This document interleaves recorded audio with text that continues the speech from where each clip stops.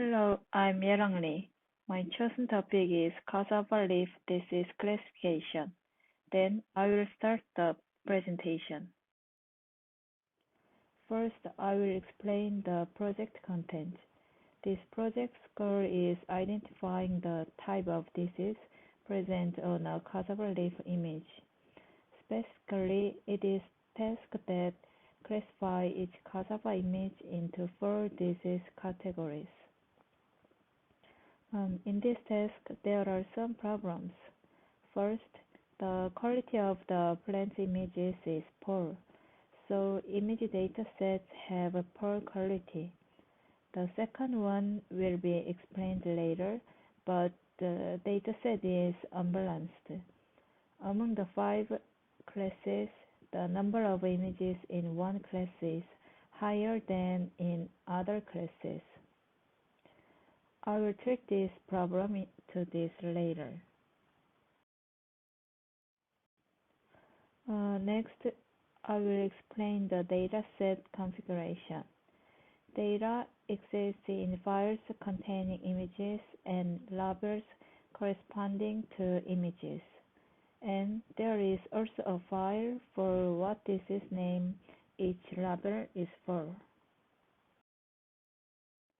I will introduce the class information of data. First, class 0 is bacterial blight disease, and the numbers 1, 2, and 3 represent brown streak disease, green mottle, and mosaic disease, respectively. Finally, class 4 represents a healthy leaf. Below are sample images of each classes. Visually, there doesn't seem to be any distinct characteristics for each class, and I will explain later on how to run this well and create the model that can classify it. Next, let me show you a visualization of the class imbalance that I talked about earlier. When I plot it with a plot or a pie graph, it was confirmed that the third class, CMD, has overwhelming a lot of data. This was also reflected when constructing the model.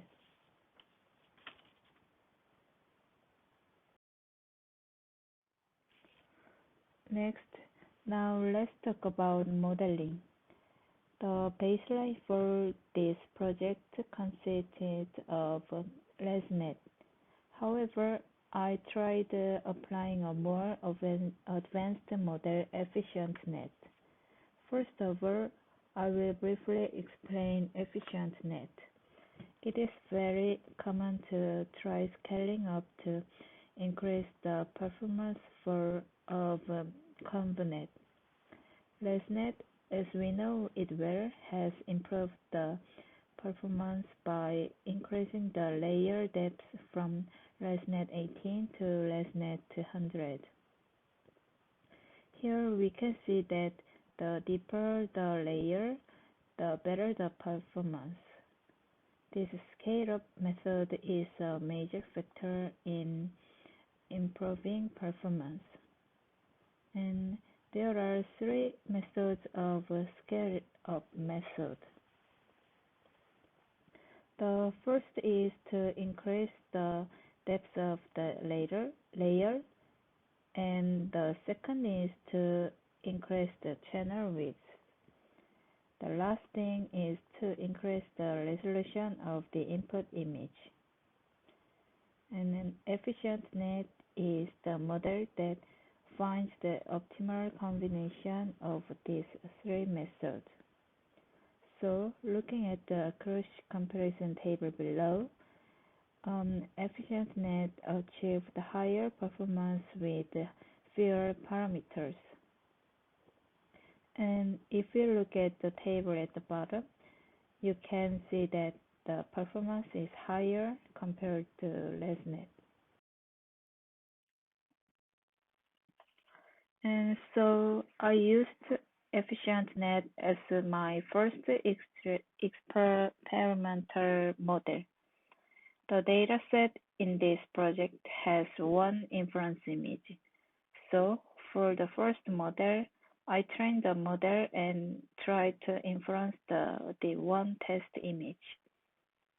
The dataset is unbalanced because there is a lot of data for a specific class, and the rest of the datasets are relatively scarce. So, I think the data augmentation is very important in this task. So augmentation was done as follows. I gave rotation, zoom, and length change act, and I added global average pooling layer to the EfficientNet model. Because to avoid the overfitting, I did not use max pooling but used global average pooling. Next, let me show you the result of using EfficientNet. First, the accuracy on the training dataset is at 83%, and the accuracy on the validation dataset is 84%. If you look at the table shown below, you can see that the accuracy increases and the loss decreases as the training progresses.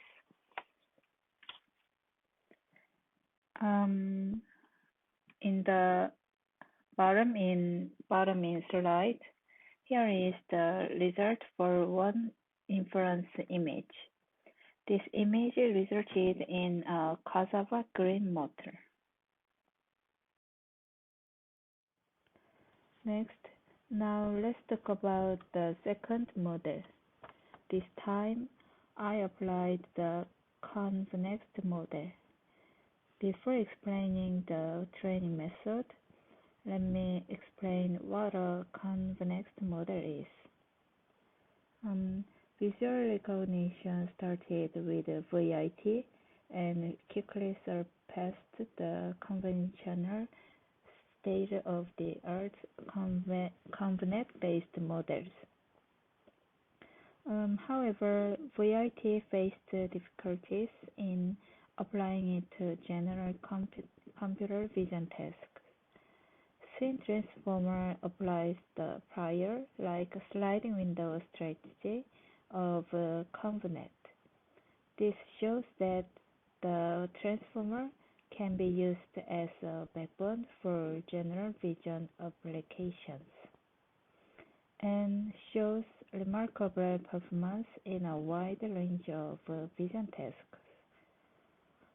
However, the efficiency of the transformer should be viewed as due to the inherent intrinsic superiority of the transformer rather than the limit of the inductive bias of convolution. Therefore, ConvNeXt gradually modernized the standard LesNet to discover the major factors that make the difference in performance, and named the resulting model ConvNeXt. The ConvNeXt model maintains the efficiency and simplicity of a typical ConvNet, while showing performance comparable to that of a transformer in accuracy and scalability. It also shows good performance in object detection and semantic segmentation. So therefore, instead of LesNet used for baseline, ConvNeXt model was applied and trained.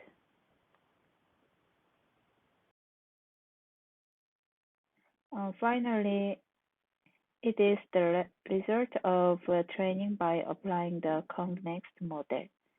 To compare the test accuracy with the baseline, this model was trained This model was trained by dividing the training data and the test data in 8:2 ratio.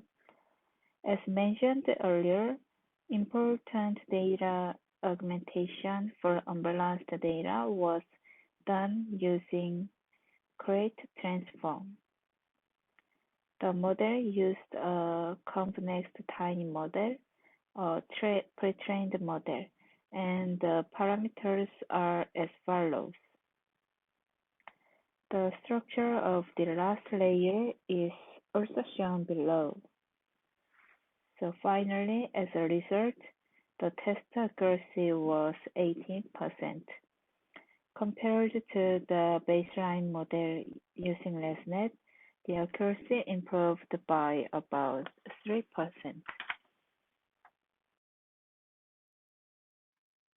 Thank you for listening to the presentation so far.